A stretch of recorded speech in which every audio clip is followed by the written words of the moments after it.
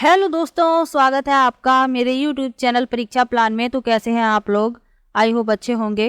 तो जैसा कि आप लोगों को पता है कि साइंस को मैं NCERT से पढ़ा रही हूँ, तो आज क्लास 7th कंप्लीट हो जाएगी। क्लास 7th की बुक का लास्ट चैप्टर है अपशिष्ट जल की कहानी। इसमें अपशिष्ट जल के बारे में जानेंगे। जो खराब पानी होता है, अपशिष्ट जल होता है, नालियों का, शौचालय का, लॉन्ड्री का, ये जो पानी होता है इसका क्या होता है, इसके बारे में जानेंगे। तो अच्छा लेसन है, 1 या 2 प्रश्न आपको इससे मिल सकता है। तो चलिए वीडियो को शुरू करते हैं। वीडियो देखने के बाद यदि आपको अच्छा लगे तो वीडियो को लाइक और शेयर कीजिएगा, और यदि आप चैनल पर नए हैं तो चैनल को सब्सक्राइब कर लीजिए। तो चलिए शुरू करते हैं। लिखा है, हम सभी अपने घरों में जल का उपयोग करते हैं और उसे गंदा या दूषित करते हैं। दूषित? क्या आपको आश्चर्य हुआ? झाग से भरपूर तेल मिश्रित काले भूरे रंग का जल जो सिंक, शौचालय, लॉन्ड्री आदि से नालियों में जाता है, वह अपशिष्ट जल कहलाता है। इस प्रकार के कार्यों में प्रयुक्त जल को व्यर्थ नहीं जाने देना चाहिए। हमें ऐसे जल से दूषित पदार्थों को हटाकर उसे स्वच्छ बना लेना चाहिए। क्या आपने कभी सोचा है कि अपशिष्ट जल कहाँ जाता है और इसका क्या होता है? तो इसी के बारे में तो इस लेसन में बताया गया है। अब लिखा है कि जल हमारी जीवन रेखा। जिस प्रकार से वन हमारी जीवन रेखा है, पिछले लेसन में वन के बारे में बताया था, वनों के महत्व के बारे में बताया था, तो उसी प्रकार से जल भी हमारी जीवन रेखा है। जल के बिना जीवन संभव नहीं है। तो यही लिखा हुआ है, स्वच्छ जल मानवों की मूलभूत आवश्यकता है। आइए हम स्वच्छ जल के विभिन्न उपयोगों पर विचार करते हैं। तो एक क्रियाकलाप के माध्यम से ये समझाने का प्रयास किया जा रहा है। वृत्ताकार खाली स्थानों में स्वच्छ जल के उपयोग लिखिए। हमें स्वच्छ जल के उपयोग का एक उदाहरण दिया है। हमने स्वच्छ जल के उपयोग का एक उदाहरण दिया है। आप इसमें और भी जोड़ सकते हैं। तो इसमें लिखा हुआ है पेयजल। स्वच्छ जल का उपयोग हम खाना पकाने के लिए करते हैं। स्वच्छ जल का प्रयोग नहाने के लिए करते हैं, क्योंकि दूषित जल से तो नहाया नहीं जा सकता, तो स्वच्छ जल का प्रयोग नहाने के लिए करते हैं। कपड़े धोने के लिए करते हैं, बर्तन साफ करने के लिए करते हैं। इन सब में स्वच्छ जल का ही उपयोग किया जाता है, दूषित जल का प्रयोग नहीं किया जाता। तो ये आपको याद रखना है। आगे बढ़ते। दुर्भाग्य से उपयोग के लिए उपयुक्त स्वच्छ जल सभी को उपलब्ध नहीं है। एक रिपोर्ट के अनुसार 1 अरब से अधिक व्यक्तियों को सुरक्षित पेयजल उपलब्ध नहीं है। इसके कारण विश्व की जनसंख्या का बहुत बड़ा भाग जल संबंधित रोगों से पीड़ित है और मृत्यु का ग्रास हो जाता है। संभवतः आपको पता होगा कि कई क्षेत्रों में लोगों को, यहाँ तक कि बच्चों को, स्वच्छ जल लाने के लिए कई किलोमीटर तक पैदल चलना पड़ता है। तो आज भी कई क्षेत्र ऐसे हैं जहाँ पर लोगों को स्वच्छ जल उपलब्ध नहीं है। लोग कई किलोमीटर चलकर, लोग, बच्चे हैं, महिलाएं हैं, ये कई किलोमीटर दूर चलकर स्वच्छ जल लेने जाते हैं। आगे लिखा है, क्या यह मानव की गरिमा के लिए गंभीर समस्या नहीं है? बिल्कुल गंभीर समस्या है, क्योंकि बहुत लोग, इसमें एक आंकड़ा बताया गया है कि 1 अरब से अधिक व्यक्तियों को स्वच्छ पेयजल उपलब्ध नहीं है। तो इसलिए जो विश्व की जनसंख्या का बहुत बड़ा भाग है वह जल संबंधित रोगों से पीड़ित है। आगे लिखा है, आपको जनसंख्या वृद्धि, प्रदूषण, औद्योगिक विकास, कुप्रबंधन और अन्य कारकों के कारण अलवड़ यानी ताजे जल की आपूर्ति में बढ़ती कमी के बारे में पता होगा। स्थिति की गंभीरता को समझते हुए विश्व जल दिवस 22 मार्च 2005 को संयुक्त राष्ट्र की जनरल असेंबली ने 2005 से 2015 की अवधि को जीवन के लिए जल प्रकार के लिए अंतर्राष्ट्रीय दशक के रूप में घोषित किया है। तो आपको इसमें से याद क्या रखना है? विश्व जल दिवस आपको याद रखना है। ये पूछा जाता है 22 मार्च, और 2005 से 2015 की जो अवधि है उसको जीवन के लिए, जल पर कार्य के लिए अंतर्राष्ट्रीय दशक के रूप में घोषित किया है। किसने किया है? संयुक्त राष्ट्र की जनरल असेंबली ने। आगे बढ़ते हैं। इस दशक में किए जाने वाले सभी प्रयासों का उद्देश्य उन व्यक्तियों की संख्या को घटाकर आधा करना है जिन्हें सुरक्षित पेयजल उपलब्ध नहीं है। ऐसा देखने में आता है कि इस उद्देश्य की प्राप्ति के लिए काफी प्रयास किए गए हैं, लेकिन अभी बहुत कुछ बाकी है। तो आपको ये अंतरराष्ट्रीय दशक की जो अवधि है वो याद रखनी है, 2005 से 2015, और जो जल दिवस मनाया जाता है उसकी तिथि भी याद रखनी है, विश्व जल दिवस 22 मार्च। आगे बढ़ते हैं। जल की सफाई करने के प्रक्रम में जल स्रोतों में प्रवेश अथवा उसके पुनः उपयोग से पहले उसमें से प्रदूषकों को अलग करना सम्मिलित है। अपशिष्ट जल के उपचार का यह प्रक्रम सामान्य रूप से वाहित मल उपचार कहलाता है। यह अनेक चरणों में संपन्न होता है, यानी कि जो अपशिष्ट जल है उसको साफ करने के जो प्रक्रम है वह अनेक चरणों में संपन्न होते हैं, और इन्हीं चरणों के बारे में आगे बताया जा रहा है। अब सबसे पहले तो आपको ये जानना आवश्यक है कि वाहित मल क्या है। तो यहाँ पर वाहित मल के बारे में लिखा हुआ है। क्या होता है वाहित मल? वाहित मल घरों, उद्योगों, अस्पतालों, कार्यालयों और अन्य उपयोगों के बाद प्रवाहित किए जाने वाला अपशिष्ट जल होता है। यानी कि घरों, उद्योगों, अस्पताल, कार्यालयों और अन्य उपयोगों के बाद जो प्रवाहित किया जाता है जल, जो अपने घरों से निकलता है, कार्यालयों से निकलता है, अस्पतालों से निकलता है, ये सब क्या होता है? अपशिष्ट जल होता है। इसमें वर्षा जल भी सम्मिलित है, जो तेज वर्षा के समय गलियों में बहता है। सड़कों और छतों से बहकर आने वाला वर्षा जल अपने साथ हानिकारक पदार्थों को ले आता है। वाहित मल द्रव रूपी अपशिष्ट होता है। इसमें अधिकांश जल होता है। इसमें घुले हुए और निलंबित अपद्रव होते हैं। तो आप लोगों ने देखा होगा नाले का पानी कितना काला होता है, क्योंकि उसमें बहुत गंदगी होती है। इसी प्रकार से वर्षा का जल छतों से होता हुआ, घरों से निकलता हुआ उसी जल में मिल जाता है। तो वर्षा का जो जल होता है अपने साथ हानिकारक पदार्थों को ले आता है। तो ये सब अपशिष्ट जल होता है, और इसमें जो गंदगी होती है वह घुली हुई होती है। अब एक क्रियाकलाप के माध्यम से समझाने का प्रयास किया जा रहा है। लिखा है, अपने घर के आसपास, विद्यालय अथवा सड़क पर किसी खुली नाली को देखिए और उसमें बहने वाले जल का निरीक्षण कीजिए। वाहित जल का निरीक्षण कीजिए। वाहित जल के रंग, गंध और किसी अन्य अवलोकन को नोट कीजिए। अपने मित्रों और शिक्षक शिक्षिका से इस पर चर्चा कीजिए और इस प्रकार प्राप्त जानकारी को सारणीबद्ध कीजिए। अब हम जानते हैं कि वाहित मल एक जटिल मिश्रण होता है, जिसमें निलंबित ठोस, कार्बनिक और अकार्बनिक अशुद्धियां, पोषक तत्व, मृतजीवी और रोगवाहक जीवाणु और अन्य सूक्ष्म जीव होते हैं। इनमें निम्नलिखित शामिल हैं। इनमें अशुद्धियों के कुछ सामान्य उदाहरण इस प्रकार हैं। तो क्या क्या अशुद्धियां हो सकती हैं?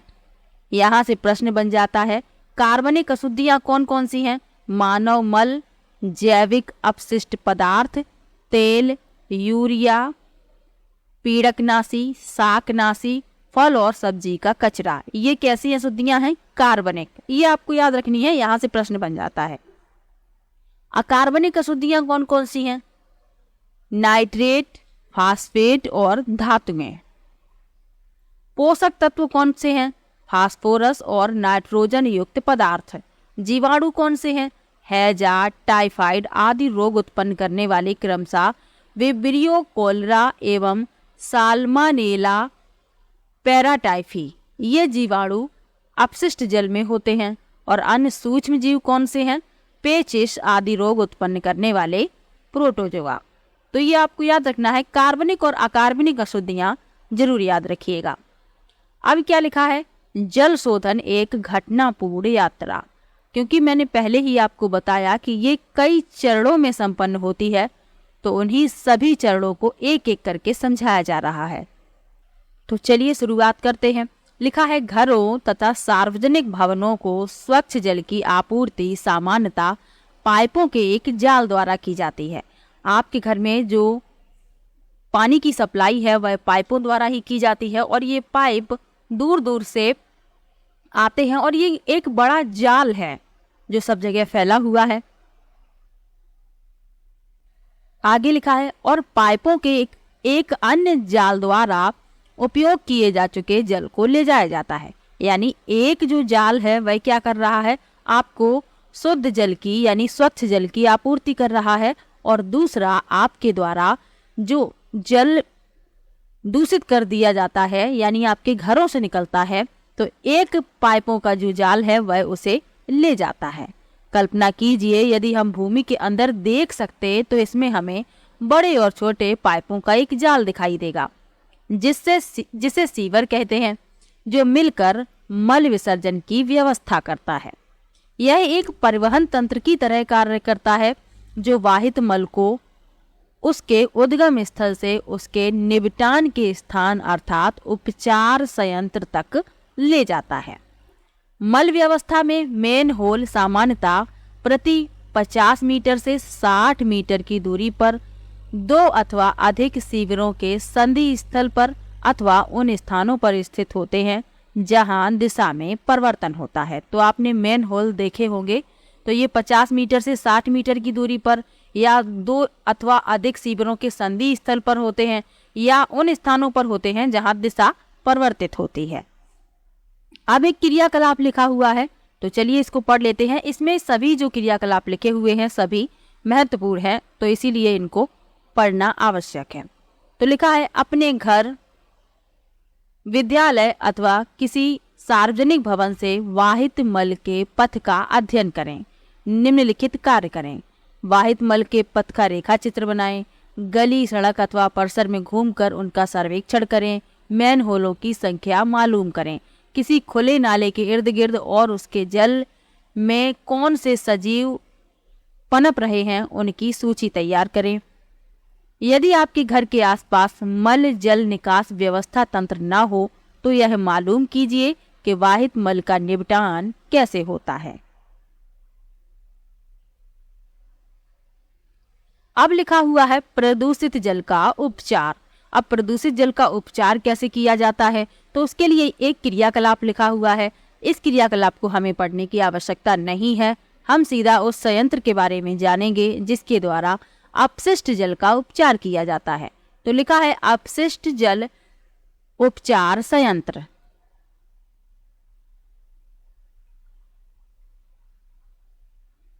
अपशिष्ट जल के उपचार में भौतिक, रासायनिक और जैविक प्रक्रम सम्मिलित होते हैं जो जल को संदूषित करने वाले भौतिक, रासायनिक और जैविक द्रव्यों को पृथक करने में सहायता करते हैं। सर्वप्रथम अपशिष्ट जल को ऊर्ध्वाधर लगी छड़ों से बने शलाका छन्ने यानी बार स्क्रीन से गुजारा जाता है। इससे अपशिष्ट जल में उपस्थित कपड़ों के टुकड़े, डंडियां, डिब्बे, प्लास्टिक के पैकेट, नैपकिन आदि जैसे बड़े साइज के संदूषक अलग हो जाते हैं। ये होते हैं शलाका छन्ने। तो इसमें आप देख रहे हैं ये कचरा फंसा हुआ, इसमें जो कपड़े होते हैं, पैकेट होते हैं, पॉलीथीन होती हैं और जो बड़े साइज के संदूषक होते हैं उन्हें सबसे पहले अलग किया जाता है। उसके बाद क्या किया जाता है, अब वाहित अपशिष्ट जल को ग्रिट और बालू अलग करने की टंकी में ले जाया जाता है। इस टंकी में अपशिष्ट जल को कम प्रवाह से छोड़ा जाता है जिससे उसमें उपस्थित बालू, ग्रिट और कंकड़ पत्थर उसकी पेंदी में बैठ जाते हैं। आप लोगों को बताया है कि जो ठोस कण होते हैं वह जल की तली में इकट्ठे हो जाते हैं, नीचे बैठ जाते हैं। तो उसी प्रकार से इस वाहित अपशिष्ट जल को ग्रिट और बालू अलग करने के लिए एक टंकी में ले जाया जाता है और फिर क्या किया जाता है, जल को कम प्रवाह से छोड़ा जाता है। इससे क्या होता है, जो उसमें बालू, ग्रिट, कंकड़ पत्थर होते हैं उसकी पेंदी में बैठ जाते हैं। ये टंकी आप चित्र में देख भी सकते हैं। आगे क्या लिखा है, फिर जल को एक ऐसी बड़ी टंकी में ले जाया जाता है जिसका पैंदा मध्य भाग की ओर ढलान वाला होता है। जल को इस टंकी में कई घंटों तक रखा जाता है जिससे मल जैसे ठोस उसकी तली के मध्य भाग में बैठ जाते हैं।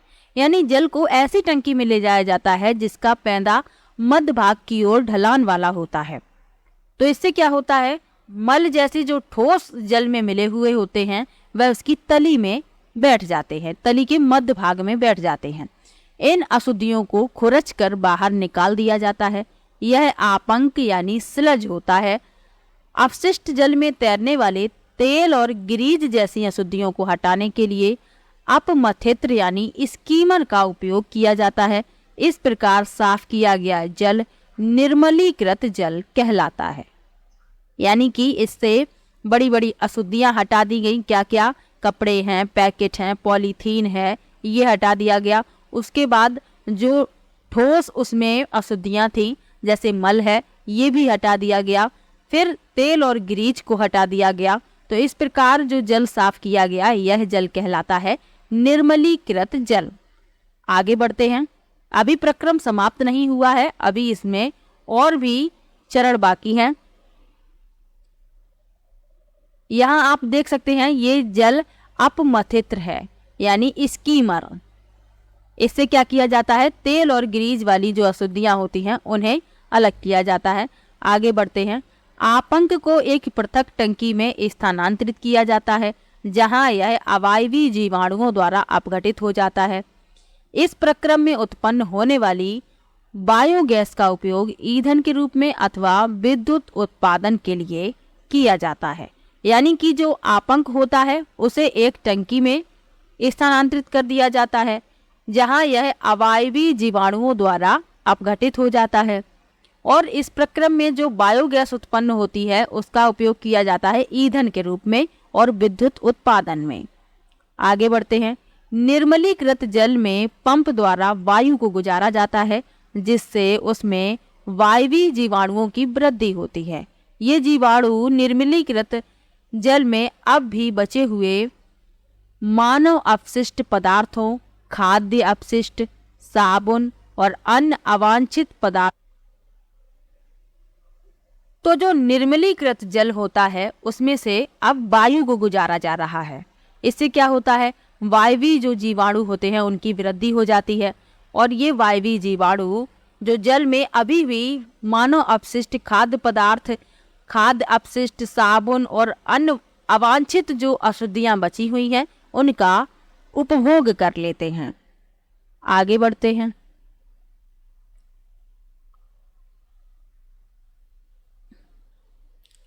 लिखा है, कई घंटों के पश्चात जल में निलंबित सूक्ष्मजीव टंकी की पैंदी में सक्रियत आपंक के रूप में बैठ जाते हैं।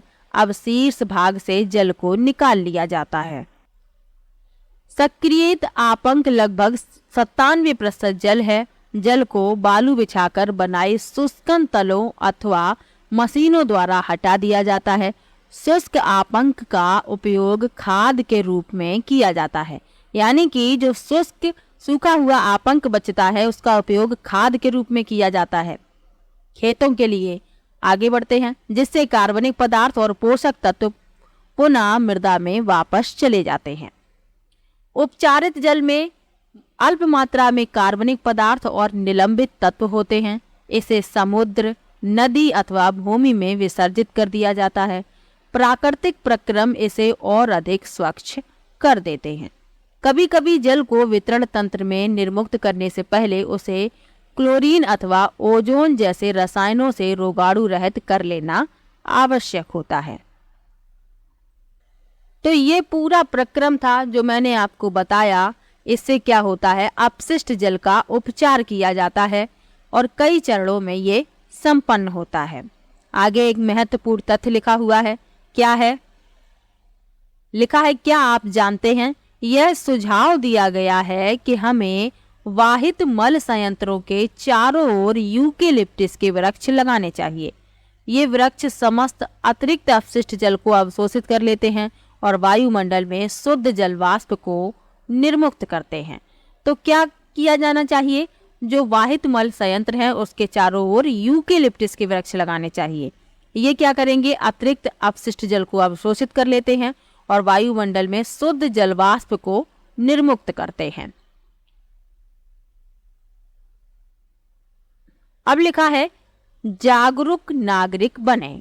यानी हमें अपना कर्तव्य निभाना है। कैसे हमें जागरूक बनना है, इसके लिए बताया गया है।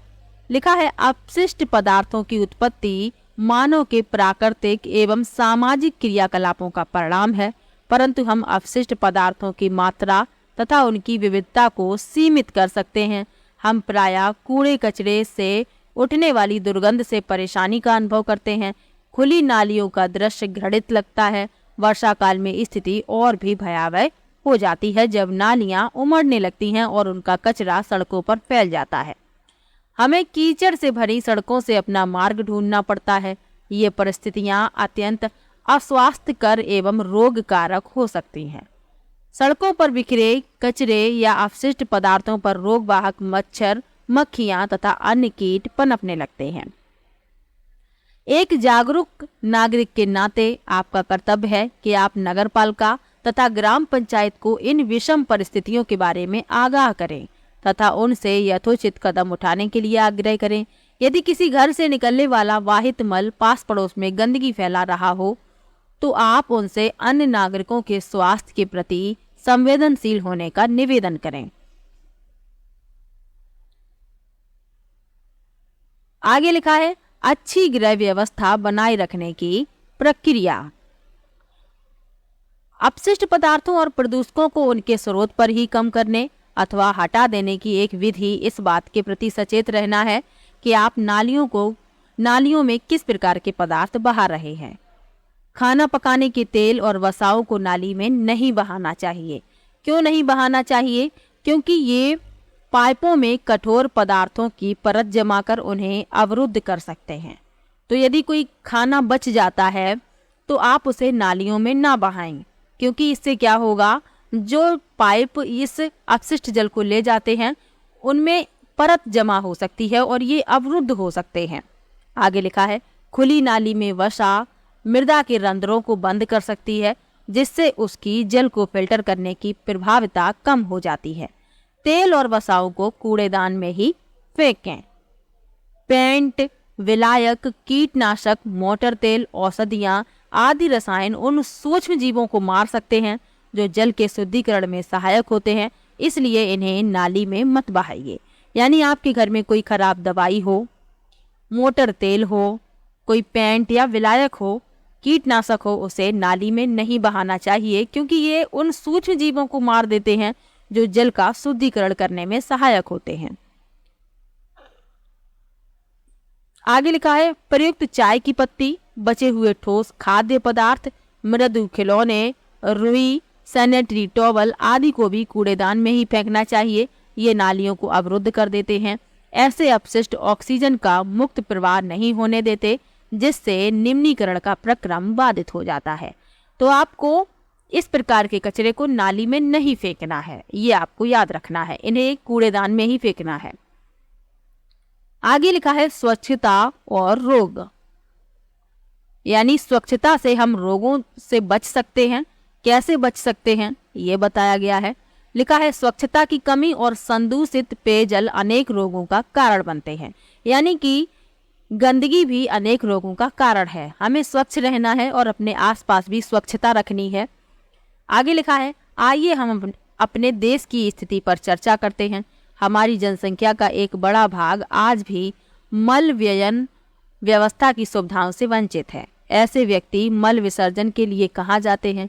हमारी जनसंख्या का बहुत बड़ा भाग खुले स्थानों, नदी के किनारों, रेल की पटरियों, खेतों और अनेक बार सीधे जल स्रोतों में ही मल त्याग करते हैं। अनुपचारित मानव मल स्वास्थ्य संकट का एक कारक है। इससे जल और मृदा का प्रदूषण हो सकता है। आप जानते हैं कि सतह पर उपलब्ध जल और भौम जल दोनों मानव मल से प्रदूषित हो जाते हैं। भौम जल कुओं, ट्यूबवेल, झरनों और अनेक नदियों के लिए जल का स्रोत है। अतः अनुपचारित मानव मल जल जनित रोगों का सबसे सुगम पथ बन जाता है। इनमें हैजा, टाइफाइड, पोलियो, मेनिंजाइटिस, हेपेटाइटिस और पेचिस जैसे रोग सम्मिलित हैं। आगे लिखा है, वाहित मल निपटान की वैकल्पिक व्यवस्था, यानी इसकी वैकल्पिक व्यवस्था क्या है इसके बारे में बताया जा रहा है। स्वच्छता की स्थिति सुधारने के लिए कम लागत के यथास्थान वाहित मल निपटान तंत्रों को बढ़ावा दिया जा रहा है।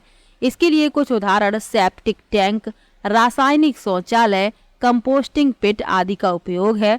सेप्टिक टैंक उन स्थानों के लिए प्रयुक्त हैं जहां मल वहन की व्यवस्था नहीं है, जैसे अस्पताल, अलग थलग बने भवन अथवा 4 से 5 घरों के समूह। कुछ संगठन मानव अपशिष्ट के स्वच्छता पूर्वक निपटान की तकनीकी सुविधाएं प्रदान करते हैं। इन शौचालयों में अपमार्जन की आवश्यकता नहीं होती। शौचालयों से मल बंद नालियों से होता हुआ बायोगैस संयंत्र में चला जाता है। उत्पन्न होने वाली बायोगैस का उपयोग ऊर्जा के स्रोत के रूप में किया जाता है। अब यहाँ पर आप देखेंगे बूझों के दिमाग में एक प्रश्न आया है और इस प्रश्न का उत्तर आप लोगों को भी जानना आवश्यक है। लिखा है, बूझो जानना चाहता है कि हवाई जहाज में वाहित मल का निपटान कैसे होता है। तो हवाई जहाज की टॉयलेट में फ्लश करने के लिए पानी का इस्तेमाल नहीं होता, वह वैक्यूम प्रणाली के जरिए सीधे ही टैंक में चला जाता है। प्लेन का वैक्यूम टॉयलेट पानी और ठोस मल को अलग कर देता है। सभी हवाई जहाज के पीछे एक खास प्रकार का टैंक होता है जहां यात्रियों का सारा मल इकट्ठा होता है और फिर जहां पर हवाई जहाज की सफाई होती है वहां पर इस टैंक को खाली किया जाता है। तो ये आपको याद रखना है। आगे बढ़ते हैं। लिखा है, सार्वजनिक स्थलों पर स्वच्छता। हमारे देश में समय समय पर मेलों का आयोजन होता रहता है। बड़ी संख्या में लोग इनमें शामिल होते हैं। इसी प्रकार railway station, bus stand, airport, अस्पताल आदि बहुत भीड़ वाले सार्वजनिक स्थल होते हैं। प्रतिदिन हजारों लोग यहाँ आते हैं। यहाँ विशाल मात्रा में अपशिष्ट पदार्थ जनित होते हैं। इनका उचित निपटान आवश्यक होता है, अन्यथा महामारी फैल सकती है। सरकार ने स्वच्छता के कुछ निश्चित मानक निर्धारित किए हैं, लेकिन दुर्भाग्य से इनको सख्ती से लागू नहीं किया जाता है। तथापि हम सभी सार्वजनिक स्थलों पर स्वच्छता बनाए रखने में योगदान कर सकते हैं। हमें यहाँ वहाँ कूड़ा करकट नहीं फेंकना चाहिए। यदि किसी स्थान पर कूड़ेदान ना हो तो हमें अपना कचरा घर ले आना चाहिए और कूड़ेदान में ही डालना चाहिए। यानी कि यदि कूड़ेदान नहीं है कहीं पर और आप कहीं जा रहे हैं, आपके पास कचरा है, तो उसे आप रख लीजिए, अपने घर के कूड़ेदान में ही डालिए, यहाँ वहाँ मत फेंकिए, क्योंकि हमारा भी योगदान है स्वच्छता को बनाए रखने में। अब निष्कर्ष लिखा हुआ है कि निष्कर्ष क्या निकलता है। लिखा है, अपने पर्यावरण को स्वच्छ और स्वस्थ रखने में हम सभी को भूमिका निभानी है, क्योंकि ये किसी एक व्यक्ति का कार्य नहीं है, सभी का योगदान चाहिए इसमें। तो सभी को भूमिका अपनी निभानी है। जल स्रोतों को स्वस्थ अवस्था में बनाए रखने के लिए आपको अपने उत्तरदायित्व को समझना चाहिए। हमें अपने जीने के तौर तरीकों में अच्छी स्वच्छता की आदतों को अपनाना चाहिए।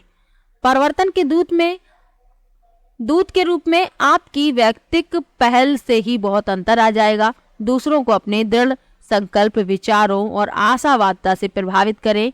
यदि सभी व्यक्ति एक साथ मिलकर कार्य करें तो बहुत कुछ हो सकता है। सामूहिक कार्य में अत्यधिक शक्ति होती है। महात्मा गांधी जी ने क्या कहा था? मानवीय और पथ प्रदर्शक कार्य प्रारंभ करने के लिए किसी को भी किसी दूसरे का मुंह नहीं देखना चाहिए, यानी खुद ही शुरुआत करनी चाहिए। अब यहाँ पर एक महत्वपूर्ण तथ्य रह गया है, उसके बारे में भी आपको जानना आवश्यक है। लिखा है, कृमि प्रसंस्करण शौचालय। ये क्या होते हैं? चलिए इसके बारे में भी जान लेते हैं। लिखा है, भारत में ऐसे शौचालय की रूपरेखा का परीक्षण किया गया है जिसमें मानव मल को केंचुओं द्वारा उपचारित किया जाता है। यह तकनीक मानव मल के सुरक्षित प्रसंस्करण के लिए आदर्श सिद्ध हो सकती है, क्योंकि इसके उपयोग में जल की बहुत कम मात्रा की आवश्यकता होती है। शौचालय का संचालन बहुत सरल और स्वच्छ है। मानव मल पूर्णतः कृमि केकों में परिवर्तित हो जाता है, जो मृदा के लिए अति समृद्ध पोषक है। वर्ष 2016 में भारत सरकार ने स्वच्छ भारत के नाम से एक नई मुहिम शुरू की है, जिसके अंतर्गत कई अभियान शुरू किए गए हैं, जैसे कि प्रत्येक व्यक्ति के लिए शौचालय सुनिश्चित करना तथा मल अपशिष्ट का उपयुक्त निपटान इत्यादि। तो आज का ये लेसन यहीं पर समाप्त होता है और इसके साथ ही आज क्लास 7th की साइंस कंप्लीट होती है। अब क्लास 8th की बुक बची हुई है। जो क्लास 6 की बुक है वो अपडेट की गई है। आप देखेंगे जो पुरानी बुक है और जो नई बुक है उसमें सिर्फ इतना अंतर है, उसमें जो लैंग्वेज है थोड़ी बदल दी गई है, भाषा का थोड़ा प्रयोग अलग तरीके से किया गया है। लेकिन अगर आप टॉपिक देखेंगे, यदि आप टॉपिक देखेंगे तो वही कुछ समझाने का प्रयास है, बस तरीके बदले गए हैं। तो मैं क्लास 6 को ओल्ड वाली बुक से पहले ही पढ़ा चुकी हूँ। फिर भी यदि आप लोगों को कुछ भी टॉपिक अलग लगे तो आप कमेंट बॉक्स में ज़रूर बताइएगा। मैं दोबारा से उसमें से जो इम्पोर्टेंट है उसे पढ़ाने का प्रयास ज़रूर करूँगी। तो चलिए मिलते हैं नेक्स्ट वीडियो में क्लास 8th की बुक के साथ। और कहीं पर भी आपको डाउट हो आप कमेंट बॉक्स में ज़रूर लिखिएगा। तो चलिए मिलते हैं नेक्स्ट वीडियो में, तब तक के लिए बाय बाय।